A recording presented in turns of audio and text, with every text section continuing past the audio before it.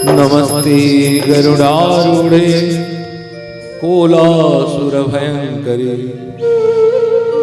सर्वपापहरे देवी महालक्ष्मी नमो।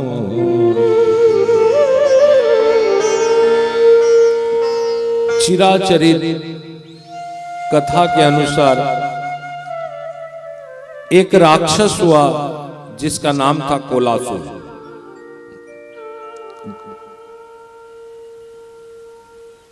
नमस्ते गरुडारूढे कोलासुर भयंकरी। एक राक्षस हुआ कोलासुर। ऑब्वियसली राक्षस होते हैं, उसमें बहुत बड़ी बात क्या है, देवता और राक्षसों की करोड़ों वर्षों से लड़ाई चलती आ रही है।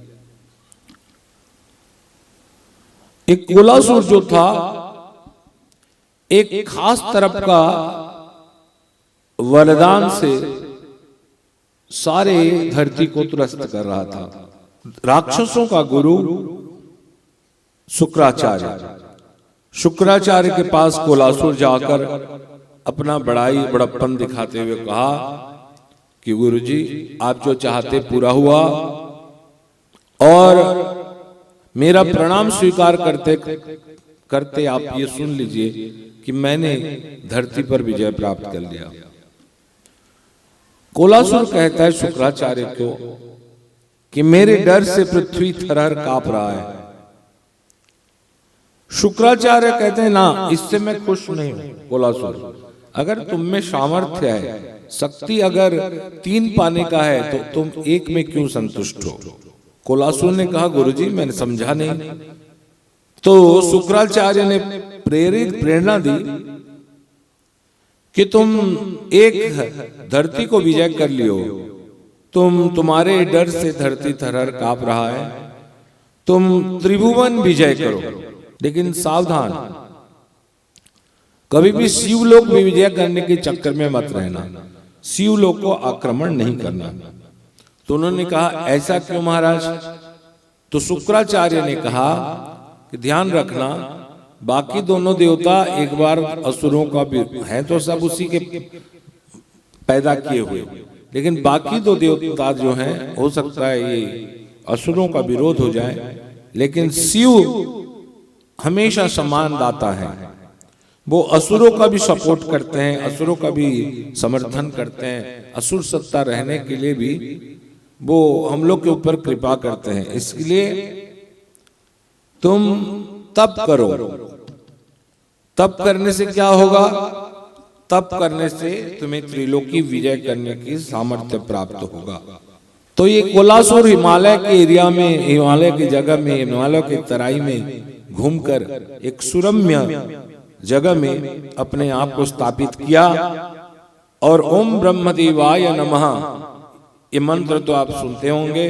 इसी मंत्र से देवता को प्रसन्न, किस देवता को? ब्रह्मदेव को प्रसन्न करने के लिए कोलासुर, नाम क्या है? कोलासुर प्रसन्न करने के लिए जप करने लगा। जब कोलासुर जप करने लगा तो सारे देवता अपने आप में टेंशन में आ गए कि रागस, ये जो राक्षस है हो सकता है तो तमोगुणी और इतना कठिन व्रत कर रहा है, और कभी अमर वर मांग लेगा तो तब तो हमारी सत्ता सब दिन के लिए खत्म हो जाएगी। तो जब ब्रह्मा इसकी कठोर तपस्या में प्रसन्न हुए तो कोलासुर ने कहा, हे देवता, अगर आप प्रसन्न हो तो मुझे अमर वर दो कि मैं मरूं ना। ब्रह्मा ने कहा, जो सब समय सुने हैं कि जो भी इस दुनिया पे आता है एक दिन उनसे जाना ही होता है। तुम अगर इसका कोई अलग ढंग से मांगना चाहते हो जिसमें बहुत दिन चल पाओ, तो तुम ऐसा करो, ऐसा वर मांग लो। सजेस्ट कर रहे हैं कौन? ब्रह्मा। देवता जो मैं कल बताया, इष्ट हमेशा अपनी भक्त का जो रहता है लायबिलिटीज उसको पूरा करने के लिए बाध्य है। अगर भगवान में आपने उनके ऊपर बोझ रख दिया तो वो आपको बाध्य है कि आपका लायबिलिटीज पूरा करें। तभी भगवान से कृष्ण ने गीता में कहा, अन्यन्याम चिंतयन्ते जना पर्युपासते तेसा नित्याभियुक्तानां योगक्षेम वहाम्यहम्। जो अन्य भाव से मेरा सेवा करता है, मुझे भजता है या मुझे स्मरण करता है, उसका योगक्षेम वहाम्यहम्। तो कहने का मतलब उसका सारा जिम्मेदारी मेरी है। तो इसी तरह ब्रह्मा ने वर दिया, कहा ये मांग सकते हो। बोले क्या? कि तुम जिसे डरते हो, हम अपने शत्रु से डरते हैं, हम मृत्यु से डरते हैं। तो ब्रह्मा ने कहा तुम जिसे डरते हो ऐसे वर मांग लो कि उससे तुम्हारी मृत्यु नहीं होगी, उससे तुम्हारी मृत्यु नहीं होगी। तो उन्होंने कहा नहीं, आप फिर फंसा दोगे, आप मेरे इष्ट हो, मैं जैसे मांगूंगा, गुरु ने जो सिखाया था वही मांगने की कहा। मैं किसी भी जीव, कोई भी जीव, कोई भी कीट, कोई जंतु, कोई पतंग, कोई मनुष्य, कोई गंधर्व, कोई असुर, कोई नाग, किन्नर, देव, दानव और त्रिदेव, ब्रह्मा विष्णु महेश भी, या त्रिदेवी, महालक्ष्मी, महाकाली, महासरस्वती, ये किसी के हाथ से मैं ना मरूं। अब बच्चे कौन? वो अपना बुद्धि लगाया, बड़ा समस्या। देवताओं को कहा कि ये सब तो मारते बचाते ही त्रिदेव हैं, ये लोग भी नहीं मार पाएंगे। ना असुर है, ना जीव है, ना जंतु है, ना कीट है, ना पतंग है, ना मनुष्य है, ना गंधर्व है, ना नाग है, ना किन्नर है, ना तो कोई देव है, ना कोई दानव है। त्रिदेव भी नहीं, त्रिदेवी नहीं, कौन मारे? वर पाकर इसने पृथ्वी पर तो अत्याचार किया।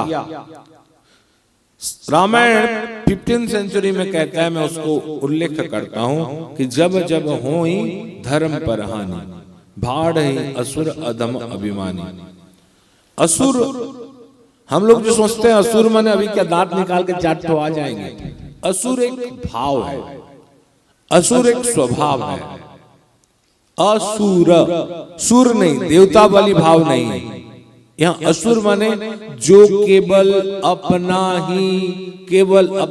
ही सोचता है, अपना छोड़ और किसी को नहीं छोड़ता या ना सोचता। ये जो भाव है ना, केवल मैं अपने लिए सोचूं बस, तो ये भाव है असुर भाव। बाढ़ ही असुर, असुर माने असुर भाव कली में।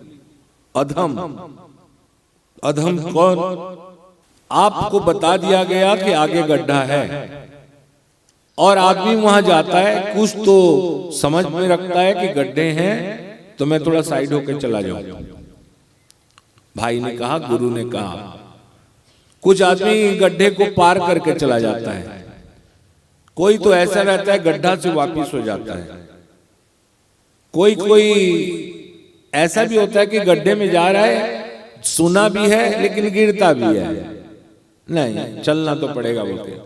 लेकिन इसमें से सबसे बड़ा अधम वो है कि जो जानता है कि गड्ढा है, जा रहा है और कहता है अच्छा गड्ढा है, कितना बड़ा गड्ढा है, कितना गड्ढा है बोल के उतर के जो देखता है वो अधम, उतर के देखता है। गिर तो रहा है लेकिन उतर के देख भी रहा है।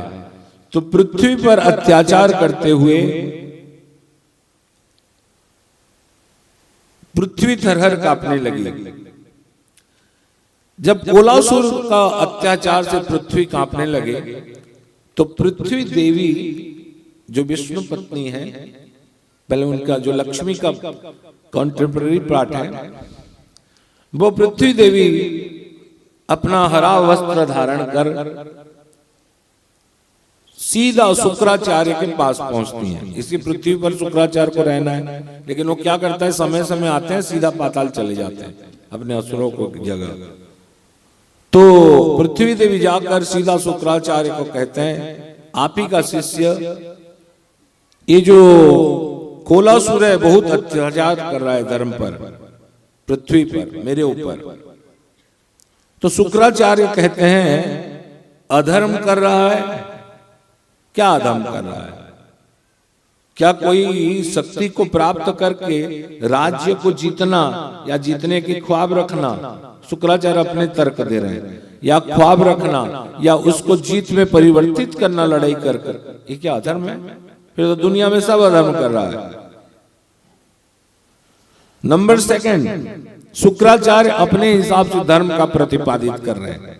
वो कहते हैं कि अन्याय, आप कहते हैं भूदेवी के अन्याय हो रहा है, तो अन्याय और अनीति करना तो राक्षसों का धर्म है। ये लोग तो वही करेंगे, अन्याय करेंगे, अधर्म करेंगे, तभी अन्याय अधर्म करना इन लोगों का धर्म है। तो ये पृथ्वी देवी का बात नहीं सुनते हैं, तो पृथ्वी देवी त्रस्त होकर नारद के साथ त्रिदेवों के शरण में पृथ्वी देवी गई हैं कि त्राहि माम त्राहि माम त्राहि माम भुवनेश्वर रक्षा करें। तो जब ब्रह्मा, नारद, पृथ्वी और शंकर ये लोग सब विष्णु के पास गए हैं, तो विष्णु ने कहा कि अभी मेरा अवतार लेने का समय नहीं है, टाइम नहीं आया है, समय नहीं आया कि मैं अवतार लूं। तो मेरे तो फिर समस्या कैसे दूर होगी? तो बोले समस्या तो ऐसे भी दूर नहीं होगा। बोले कैसे? उन्होंने कहा ना त्रिदेवों से मरेंगे ना त्रिदेवी से मरेंगे। तो त्रिदेव में हम लोग भी आते हैं, वो तो मेरे से डायरेक्ट कोई रूप में मरेंगे नहीं, और ये देवी भी नहीं मार सकते। तो उन्होंने कहा, लक्ष्मी, सब कहते हैं लक्ष्मी के पास जाके सब कोई कहता है कि पैसा मिलेगा। क्या मिलेगा? पैसा, मनी। लेकिन आपको ध्यान रहे, पैसा देने का या संपत्ति देने का जो डिपार्टमेंट है वो कुबेर के पास है। क्या इसके पास? ओम यक्षाय कुबेराय वैश्रावणाय, क्या कहो? ऐसे ही बोलो ना, उतना टाइम नहीं है, बोले मुंह में। धनदाय नमस्तुभ्यम, तो उनका ध्यान है। ओम यक्षाय कुबेरा वैष्णवाय धनदानाधिपते धनधान्य में देहि दापय स्वाहा। ये मंत्र रात को 11 बजे के बाद उत्तराभिमुख, उत्तर के तरफ मुख करके, अगर कोई बिस्तर पे वज्रासन हो, वीरासन हो, अगर पद्मासन हो, ये 3 आसन कहां बिस्तर पे लेकर अगर इसको जप करे रात के समय, केवल ऐसे उंगली में करे, तो उसका धन धान्य प्राप्ति होना सुनिश्चित होता है। ओम श्री इंग्लिंग सिंह कमले कमलालय प्रसिद्ध प्रसिद्ध श्री इंग्लिंग सिंह ओम महालक्ष्मी नमः, इस मंत्र भी को जप करें तो भी महालक्ष्मी कृपा होना सुनिश्चित है। ओम दुर्गे स्मृता हरिष विधिमसेष जंतो स्मस्ते श्रुताम मतिमतिमम शुभाम ददसी दारिद्र्य दुख भयहारिणीम कातदन्याम सर्वोपकार करणाय श्रद्धा चित्त। अगर हम लोग दुर्गा 100 नाम को मंगलवार के दिन दुर्गा सतनाम को पढ़ें और दुर्गे स्मृता हरिष विधिमसेष जंतो इस मंत्र में 108 बार दुर्गा जी के चरण में कमल फूल अर्पण करें, तब भी संपत्ति आने का आरंभ हो जाते हैं। और तिष्ठन्ति लक्ष्मी तिष्ठन्ति सर्वदा, हम लोग के पास लक्ष्मी जो आए चले जाने वाले लक्ष्मी होता है, भागते रहते हैं इधर उधर उधर। लेकिन ये सब करने के बावजूद जो हमें जो प्राप्त होता है और जो ऊर्जा मिलती है, उसमें लक्ष्मी तिष्ठन्ति सर्वदा, हमेशा के लिए लक्ष्मी रहती है। एक चल लक्ष्मी रहती है, एक अचल लक्ष्मी रहती है। तो इस तरह शुक्राचार्य के विरोध करने के बाद श्री देवी ने भगवान लोक को लेकर जब विष्णु लोक पहुंचे, तो भगवान विष्णु ने मना किया कि अभी मेरा समय नहीं है। तो उन्होंने कहा, ये जो बैठी हैं लक्ष्मी मेरी धर्म पत्नी, एक को बोलते हैं वैभव की लक्ष्मी। किसके लक्ष्मी? मनी अलग है, पैसा ना, पैसे से वैभव बनता है। वैभव बहुत प्रकार के होते हैं भैया, कपड़े का वैभव, रुतबा, जात की वैभव, अपने कांति होना शरीर में, निरोगी काया, घर में जो नौकर है वो आदेश मानने वाला हो, नौकर दस्त हो, आपको कोई पूछने वाला ना हो, टेंशन रहे नौकर से, तो वैभव नहीं है आपकी। नौकर हमेशा आज्ञाकारी हो, ये वैभव है। कोई मांगने हार आए और जो दातार है वो छिपे नहीं, ये वैभव है। ऐसा नहीं कि 2 लाख ले लिया और पॉकेट में दिखाते घूम रहे हैं रबड़ बांध के, ये वैभव नहीं है। वैभव वो है जो वक्त बेवक्त आप किसी को सहायता भी करें और उससे कुछ पाने का उम्मीद ना रखें, ये वैभव है। आदमी का वैभव अलग होता है जिसमें लक्ष्मी प्रच्छद भाव से उसके पीछे घूमते रहते हैं, घूमते रहते हैं। चलते ही जब चलेंगे तो उसके साथ लक्ष्मी चलते रहती हैं। तो भगवान ने कहा ये जो वैभव की लक्ष्मी है, वैभव देवी है यानी लक्ष्मी है, इनको आज वैभव लक्ष्मी से शौर्य लक्ष्मी बनाते हैं। क्या लक्ष्मी बनाते हैं? शौर्य माने ताकत की देवी यानी शक्ति की देवी बनाते हैं। बोल सच्चे दरबार की जय। तो ये कैसे होगा? तो नारद ने कहा वो तो ये वरदान मांगा है कि त्रिदेवियों से भी नहीं मरेगा, देवी लोग से भी नहीं मरेगा। अगर ये शौर्य के देवी बन भी जाएंगे तो भी तो वो नहीं मरेगा। तब नारायण ने कहा ये लक्ष्मी बन के नहीं मारेंगी, और क्या बन के? नारायण, मैं नारायण बन के नहीं मारूंगा। ये जो अवतार होगा, ये जो अवतार होगा, ये नारायण और लक्ष्मी का संयुक्त अवतार होगा। बोल सच्चे दरबार की। जैसे आप भगवान शिव और पार्वती का संयुक्त रूप देखें, ज्वाइंट, मंदार माला कुलताल काई वाला देखा ना, क्या वो रूप बोलते हैं उसको? अर्धनारीश्वर रूप। आज ये जो रूप बन रहा है, ये उसमें महालक्ष्मी महालक्ष्मी है और साथ में नारायण का वो है। तो इसने भगवान ने कहा कि मैं और मेरी धर्म पत्नी शौर्य लक्ष्मी जो बनने वाली है, वैभव लक्ष्मी, दोनों का मिलित अवतार है। इसलिए जहां 2 शक्ति मिलते हैं, शक्ति और शक्तिमान मिल जाते हैं, उनको बोलते हैं नारायणी। क्या बोलते हैं? नारायण। जहां नारायण और लक्ष्मी मिल जाते हैं, एक तत्व हो जाते हैं, वो शक्ति को बोलते हैं नारायणी शक्ति। जहां शिव और पार्वती शक्ति मिल जाते हैं, उनको बोलते हैं नारायणी शक्ति। समझे ना? उसमें दोनों रहता है। शरणागत दीनाथ परित्राण परायणे सर्वस्यार्थ हरे देवी नारायणी नमस्तुते। यहाँ दोनों है, शिव भी है और शक्ति भी है, ऊपर नीचे, इसलिए वो नारायणी शक्ति है। तो आज संयुक्त शक्ति महालक्ष्मी और महाकाली का, महा विष्णु का आज भगवान ने कहा इसी रूप में हम इनको मारेंगे। क्षेत्रम्बे करि विराख्यातम क्षेत्राम लक्ष्मी विनिर्मितम तत्क्षेत्रम ही महत् पुण्यम दर्शनात् पापनाशनम। स्थान में एक ऐसा स्थान है जिसको बोलते हैं करवीर। क्या बोलते हैं? करवीर। ये करवीर क्षेत्र जो है, ये करवीर क्षेत्र को साक्षात लक्ष्मी अपने लिए बनाए हैं। और ये करवीर क्षेत्र में भी एक देवी का पिंड, शक्ति पिंड गिरा हुआ है। और ये करवीर क्षेत्र, करवीर एक फूल का नाम है जो बहुत पसंद है भगवान विष्णु को। तो उसी फूल के अनुसार लक्ष्मी ने अपना एक धाम बनाया जहां शक्ति पिंड विनिर्मित, शक्ति पिंड खंड होकर गिरी हुई थी, स्थापना हुई थी। उसी क्षेत्र को करवीर क्षेत्र लक्ष्मी द्वारा विनिर्मित हुआ, लक्ष्मी ने बनाया। शास्त्र कहता है तत्क्षेत्रम, वो क्षेत्र जो है महत् पुण्यम, बहुत पुण्य करने वाला है, दर्शनात् पाप नाशनम। उस क्षेत्र को दर्शन करते ही मनुष्य की पाप नष्ट हो जाते हैं। तो ऐसा है, कोल्हापुर महाराष्ट्र में है, तो जितने आदमी हैं वहां सब महाराष्ट्र देख के सब कोल्हापुर को पाप नाश हो जाता होगा।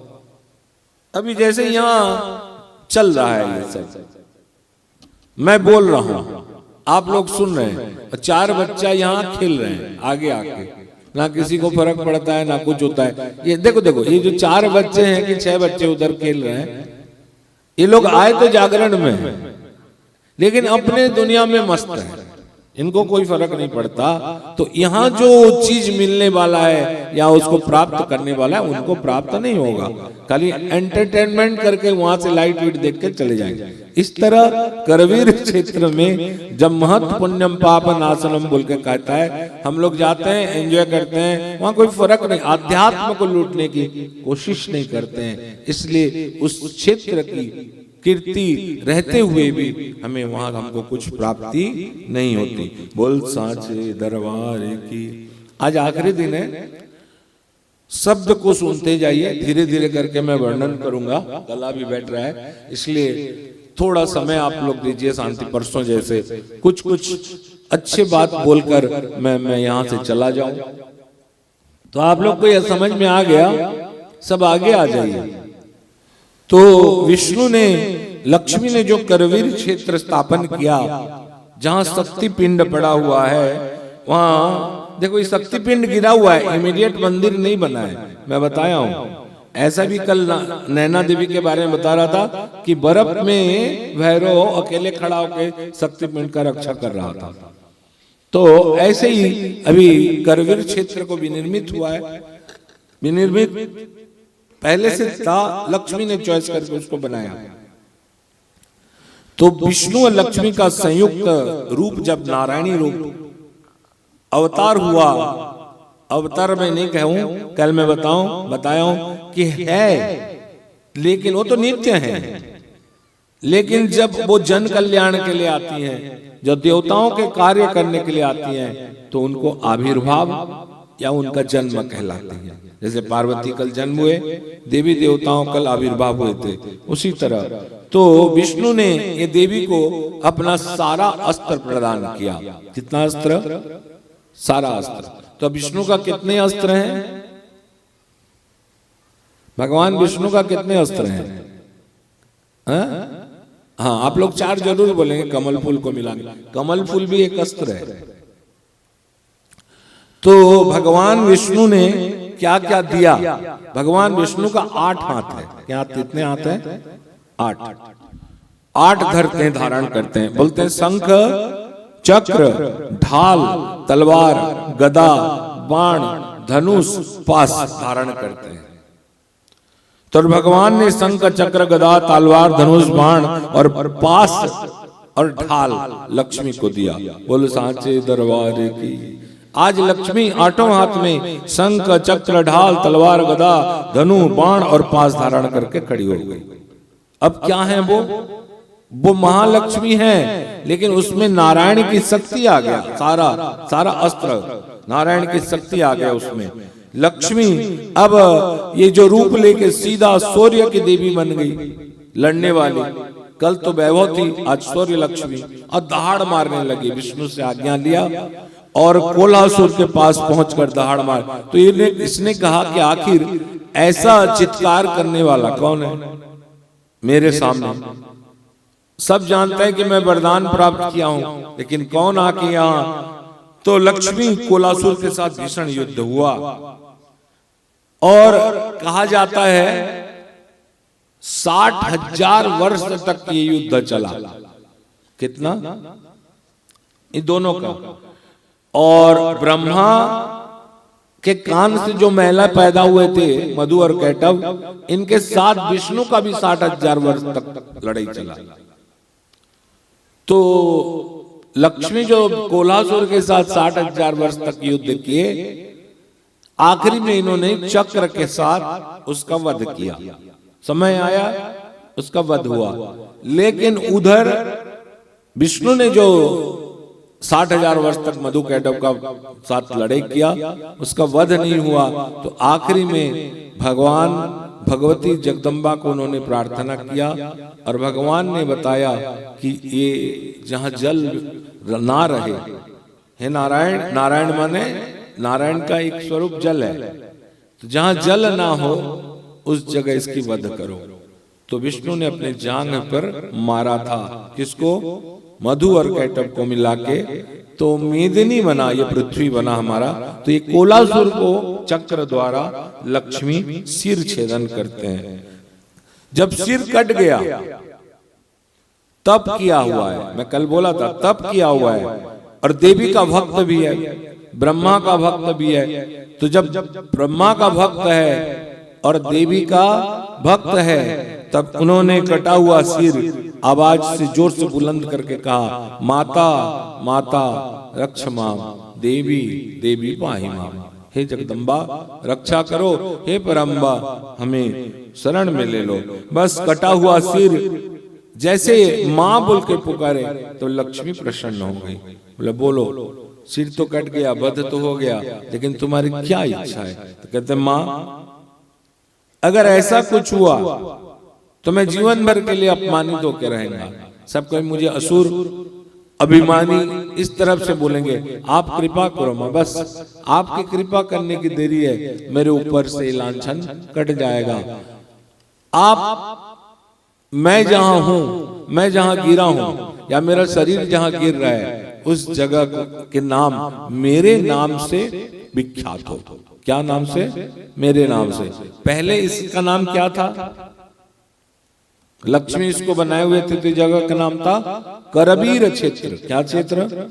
हाँ। तो जब शक्ति का पिंड गिरा था और इतने क्षेत्र का नाम आते हैं, जैसे पुरी को श्री क्षेत्र कहा जाता है, तो करवीर क्षेत्र में पिंडी गिरे थे। लेकिन ये कोलासुर नाम, कोल्हासुर बोलो, ये कोलासुर नामक ये राक्षस मां से मांगा कि मां मेरा सर जहां गिरा है तो एक करवीर क्षेत्र, लेकिन मेरा उद्धार करने के लिए इस क्षेत्र का नाम मेरे नाम से विख्यात हो। तो उसका नाम था कोल्हासुर। तो कोल्हासुर से अपभ्रष्ट होते हुए धीरे धीरे करवीर क्षेत्र को कोल्हापुर बोला गया। क्या बोला? कोल्हापुरी साड़ी कोल्हापुर बोला गया। तो यही कोल्हापुर में माता शक्ति कहा, मां केवल नाम देने से नहीं होगा, अशेष हैं आपकी पिंडी तो है, लेकिन आप इसी जगह पे निवास करेंगे, वो भी प्रत्यक्ष।